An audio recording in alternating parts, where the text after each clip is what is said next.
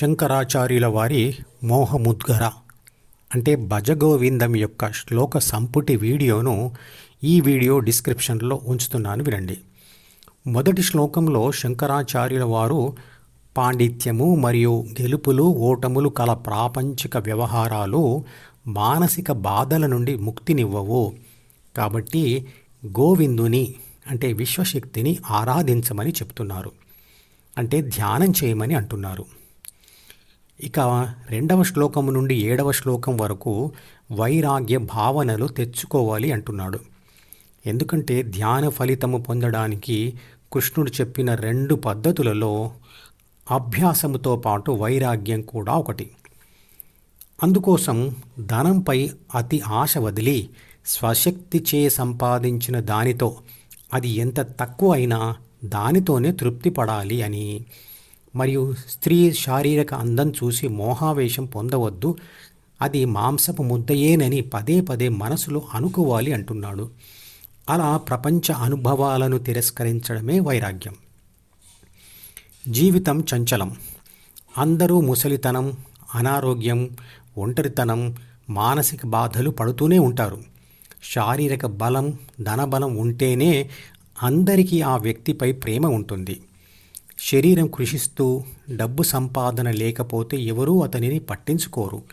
ప్రాణం ఉంటేనే ఎవరైనా కుశల ప్రశ్నలు వేస్తారు. కానీ శవంను చూస్తే అతని భార్య కూడా భయపడుతుంది అంటారు. ఇవన్నీ తెలుసుకొని ప్రాపంచిక కోరికల మీద వైరాగ్యం పెంచుకొని, అంటే ద్వితీయ మనసులోని సి అంటే అహంను మరియు డి అంటే కోరికలను వదిలివేసి హృదయంలో ధ్యాస స్థిరం చేస్తూ ధ్యానం చెయ్యాలి అంటున్నారు. ఆటలపై కోరికతో బాలుడు ఆటల మీద ధ్యాస పెడతాడు. కామంతో యువకుడు యువతి మీద ధ్యాస పెడతాడు. ముసలివాడు తన అనారోగ్యంపై ధ్యాస పెడతాడు. మరి ధ్యానం చేయడానికి లేదా ఆత్మపై ధ్యాస పెట్టడానికి జీవితంలో మనిషికి సమయం ఎక్కడుంది? కాబట్టి కొంత కోరికలు తగ్గించుకొని, అంటే వైరాగ్యం పెంచుకొని రోజు ధ్యాన అభ్యాసం చెయ్యాలి. 8వ శ్లోకంలో ఇలా అంటాడు: నేను ఎవరు, భార్య ఎవరు, పుత్రులు ఎవరు, ఉన్నదంతా ఒకే ఆత్మతో కూడిన శరీరాలే. అందరిలో ఉన్నది అదే పరమాత్మ లేదా ఆత్మ. కానీ శరీరాలు మరియు మనసులు వేర్వేరుగా ఉంటూ మనుషులందరూ వేరువేరు అనే భ్రమకు గురి చేస్తున్నాయి. ఇదంతా ఒక విచిత్రమైన సంసారం. ఇందులో నేను ఎవరు, ఎవరి వాడను, ఎక్కడి నుంచి వచ్చాను అని ఆలోచించాలి. ఈ ప్రశ్నలకు అనుభవపూర్వక సమాధానం రావాలంటే ధ్యానం చెయ్యాలి. ఇక 9వ శ్లోకం. ఇందులో సత్సంగత్వే నిస్సంగత్వం అంటాడు. దాని అర్థం ప్రాపంచిక ఆత్మ అంటే ఏబీసీ సత్యంతో సాంగత్యం చేసే ప్రయత్నంలో, అంటే ధ్యాన కోరిక జితో కలిసి హెచ్ అంటే హృదయం ద్వారా విశ్వశక్తిని కలుసుకునే ప్రయత్నంలో డిఈఎఫ్ విడిపోతుంది. తర్వాత అంటాడు నిస్సంగత్వే నిర్మోహత్వం అని.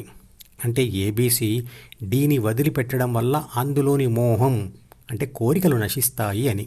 తర్వాత అంటాడు నిర్మోహత్వే నిశ్చలతత్వం అని. అంటే డిని వదిలిపెట్టిన ఏబీసీ జి అంటే ధ్యాన కోరిక ద్వారా వెళ్ళి హెచ్ అంటే హృదయంలో స్థిరంగా ఉంటుంది. అక్కడ అది చలనం లేకుండా నిశ్చలంగా ఉంటుంది. ఎందుకంటే కోరికలు, భావాలు, భావోద్వేగాలే దానికి చలనం సృష్టిస్తాయి. తర్వాత అంటాడు నిశ్చలతత్వే జీవన్ముక్తి అని. అంటే ఏబీసీ హృదయంలో నిశ్చలంగా ఉంటే సి మరియు బిల అవసరం ఉండక అవి కూడా ఆత్మను వదిలి వెళ్ళిపోతాయి. అప్పుడు ఆత్మ దేనికి బానిసగా ఉండక స్వతంత్రంగా ఒంటరిగా ఉంటుంది.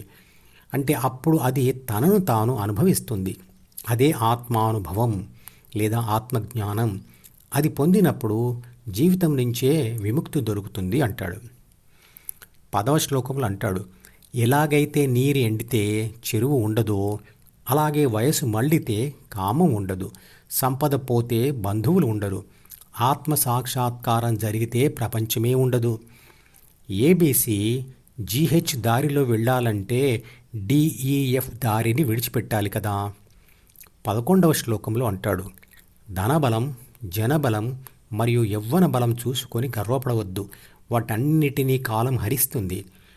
జ్ఞాపకాల రూపంలో డీలో ఉన్న ఈ మాయా ప్రపంచమును విడిచి ఏబీసీ తన ధ్యాసను హృదయంలో ఉంచి ఆత్మజ్ఞాని అయి ఉండాలి. 12వ శ్లోకంలో అంటాడు, ఉదయం సాయంకాలం, పగలు రాత్రి మరియు ఋతువులు వస్తూ పోతూ కాలం మనతో ఆటలాడుతుంది. అంటే కొత్తగా వస్తున్న వాటిని చూస్తూ మురిసిపోతూ ఉంటాం. కానీ అదే సమయంలో ఆయుష్ క్షీణిస్తున్న విషయం గమనించం.